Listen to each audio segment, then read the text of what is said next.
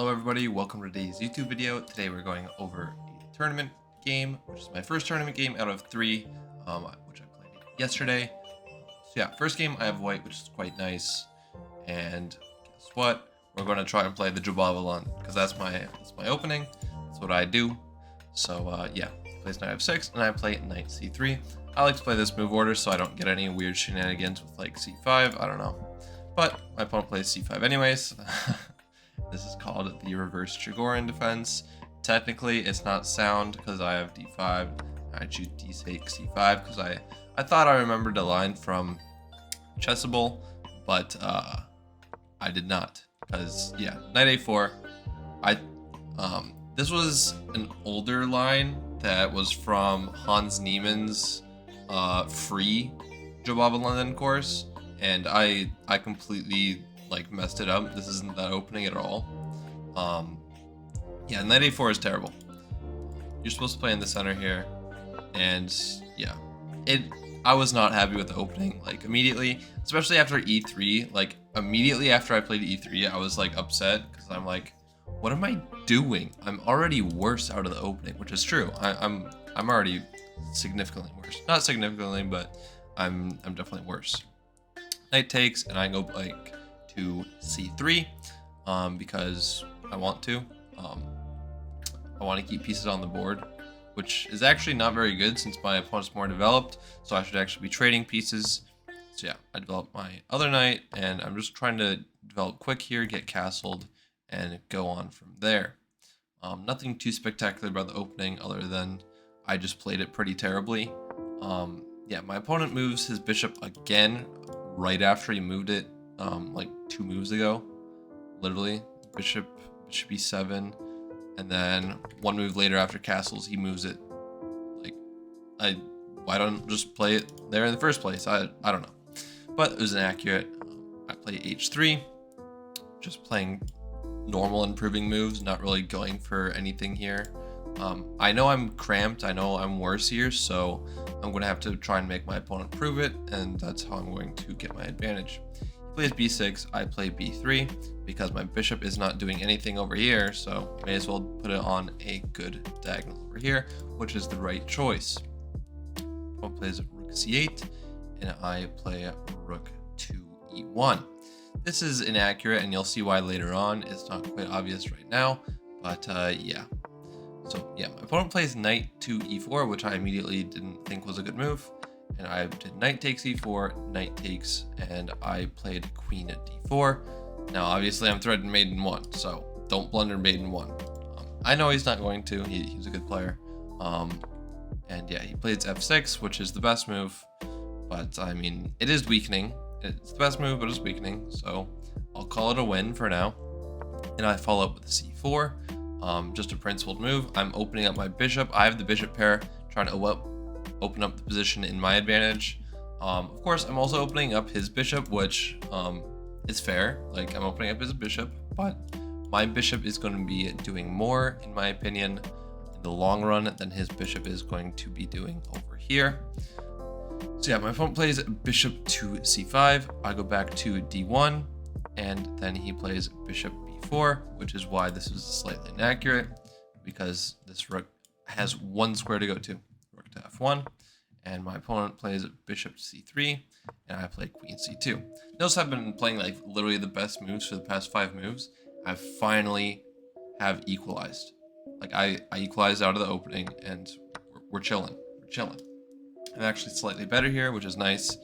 And my opponent plays queen e7, and I play rook f to d1. Now, after bishop to a6, I play rook to... here, let me explain here. Sorry, this is a little bit complicated. I can't take, because if takes, then he has bishop takes, queen takes, and there's a fork here.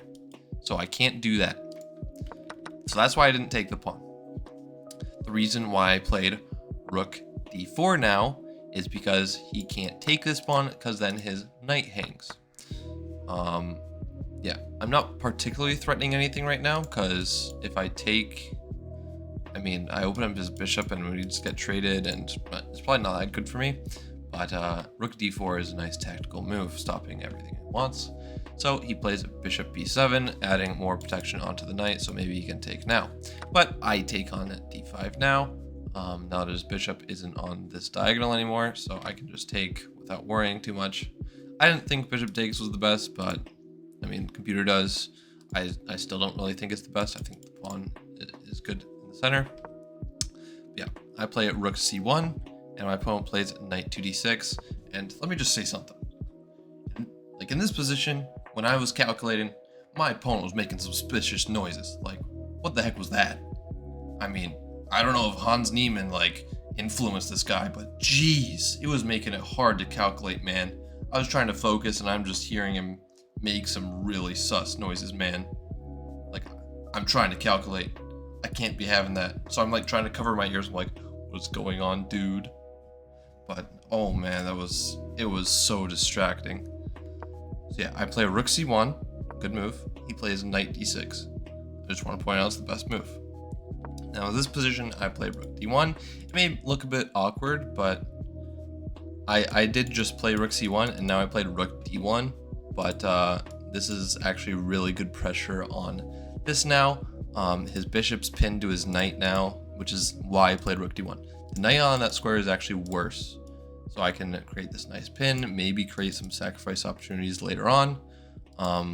But yeah, again, suspicious noises made it hard to calculate, but I still stayed focused.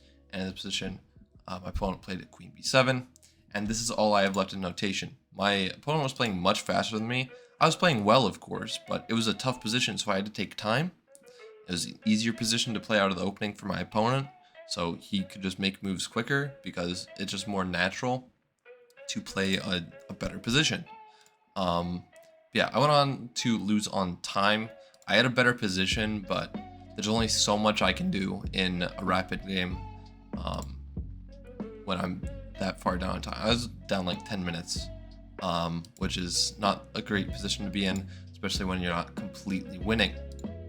So yeah, you have to play a tough position, slightly better, and you have to try and win 10 minutes down on the clock, and it just didn't happen. Yeah, I lost on time, not the greatest result, but guess what? The tournament only goes up from here, which is a nice thing.